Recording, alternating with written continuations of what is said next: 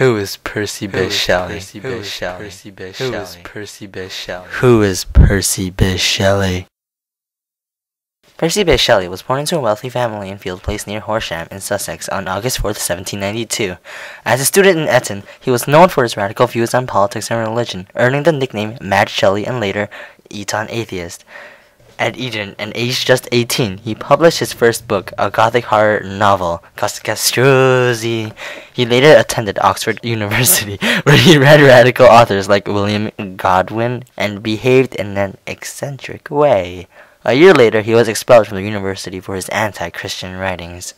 He married a 16-year-old named Harriet Westbrook, in which he had 2 children. 3 years later, he fell in love with another 16-year-old named Mary Wollstonecraft Godwin. Later, Harriet drowned herself, and Shelley married his new love.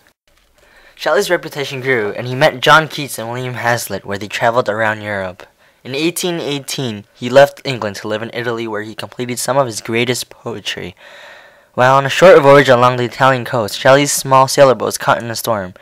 At age 29, he drowned on July 8, 1822. At Oxford University, Shelley developed a strong hatred of bullying and tyranny, thus becoming an atheist. This strongly influenced his poetry.